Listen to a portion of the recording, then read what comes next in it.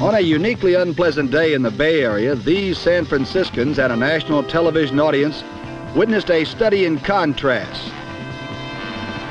The 49ers made the playoffs for the second straight year because they became a team that shook off indecision and found an identity.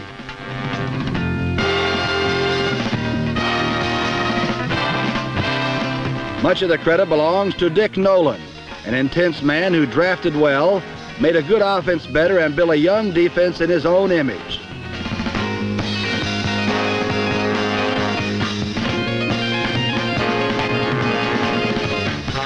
The defense has made the difference in San Francisco.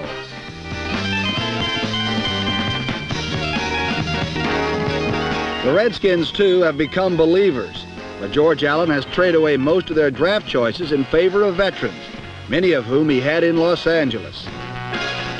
But the Redskins won, and with Allen as coach and cheerleader, the Redskins made postseason competition for the first time since 1945. Under George Allen, the Redskin defense, which had been charitably described as pathetic, became a real good one. 49er running backs Kenny Willard, number 40, and Vic Washington, number 22, found out how good in the first quarter as they were denied running room.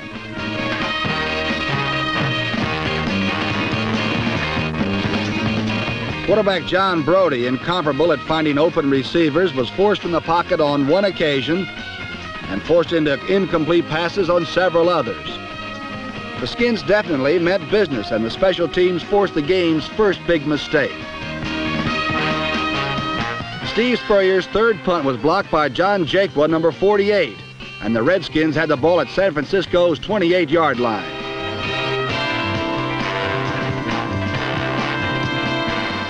With the 49ers shutting off the run, quarterback Bill Kilmer began looking for tight end Jerry Smith, an all-pro candidate who's been hurt most of the season.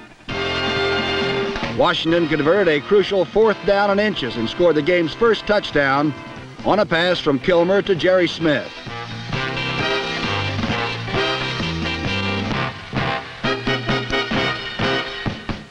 But the 49ers knew something about defense as well, and the Redskins would not score another touchdown until late in the fourth quarter.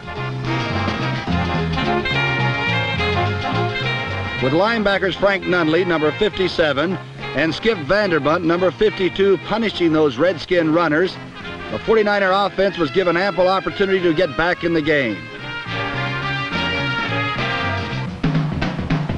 But with Vic Washington's 27-yard run the only exception, the 49er offense looked listless. Brody's passes were missing open receivers, and San Francisco could manage only a field goal for the first half. While line coach Dick Stanfill analyzed what was going wrong with the 49er offense, the Redskins took advantage of another strength, their specialty teams. With the offense faltering, the Washington return team set about to win the game themselves. Ted Vactor returned a punt 47 yards late in the first half. And leading 10-3, the Redskins threatened to blow the game wide open. With but seconds remaining in the half, Allen and Kilmer decided on a little razzle-dazzle to cross up the over-pursuing 49er defense. But Cedric Hardman, number 86, maintained his position and made the big play.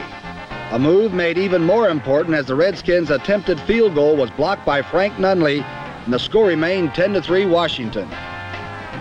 Again, the 49er defense had held, and while Dick Nolan could find some solace in that, his offense was not scoring. All it would take now would be one mistake in the second half, and any George Allen team would laugh all the way home.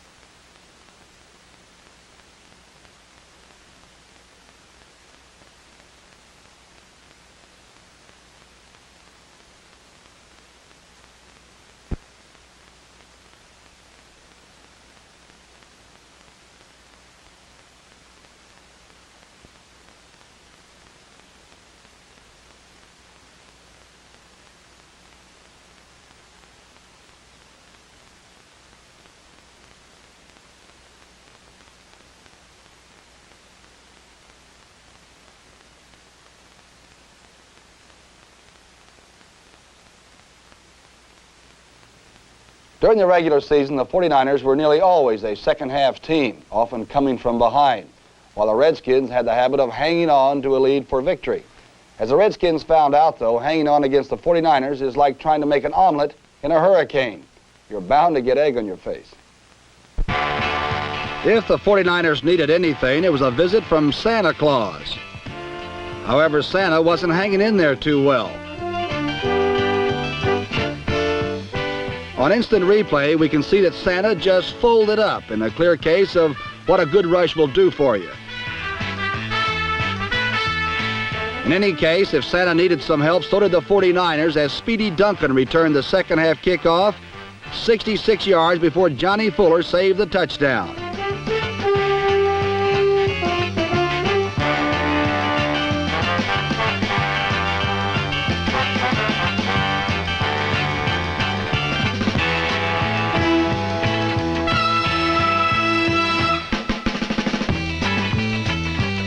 Here is where the game changed its entire complexion.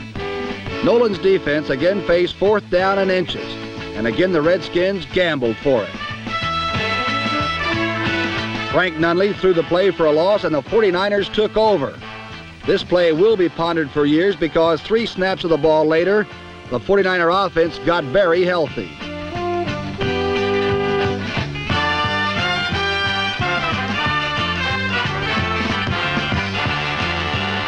John Brody found Gene Washington all alone, and 78 yards down the road, San Francisco became another team. In one almost unbelievable stroke, the Redskins were cursed.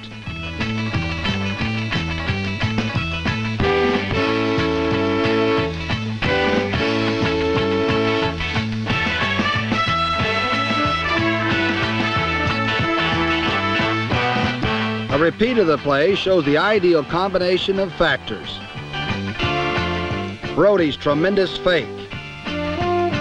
Pass protection coaches dream about.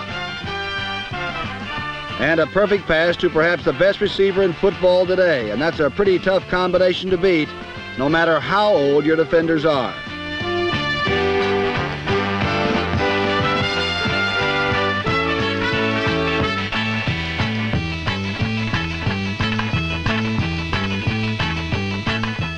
The 49ers have had to pull off innumerable big plays in their pursuit of excellence, but it would take a large memory to conjure anything more dramatic in their history. Ironically, it was Gene's only catch of the day, but he didn't waste it. And George Allen's Redskins found themselves in a hole, even though the score was still tied. When Kilmer was able to work, he found his passes pressured and inaccurate, and a sense of the frustration San Francisco had experienced earlier crept into his game.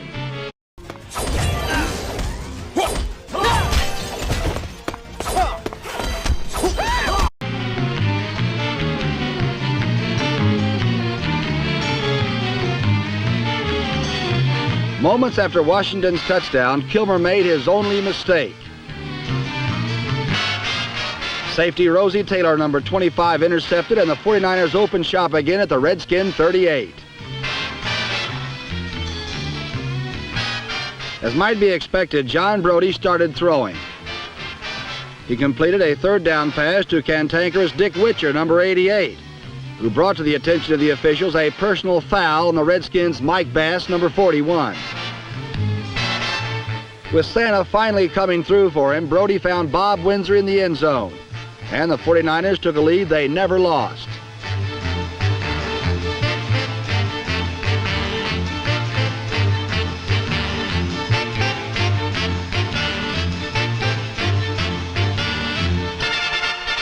But the Redskins hardly played possum. On the ensuing kickoff, Speedy Duncan roared back 67 yards, and that led to a Washington field goal by Kurt Knight.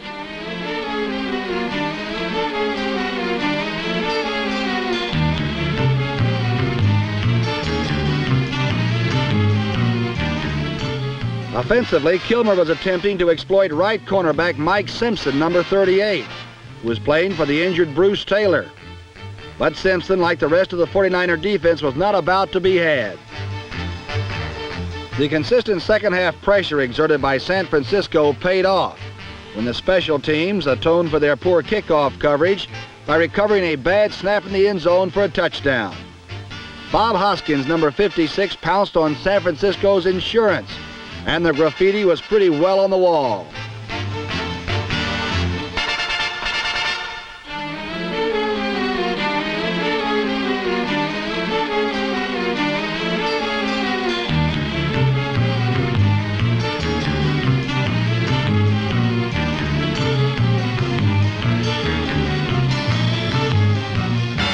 Bill Kilmer did engineer a fourth-quarter drive that resulted in a touchdown to Larry Brown, but by then it was too late.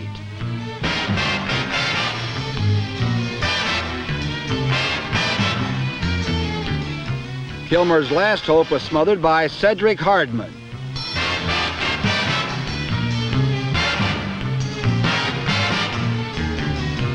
The 49ers had won 24-20. But the Redskins, in getting as far as they did, also won the respect of many people both in and out of football. The two quarterbacks had met as competitors and old friends, and both wished each other well. But for Dick Nolan, meeting the rugged Dallas Cowboys for the second straight year in the NFC Championship is not such a pleasant prospect.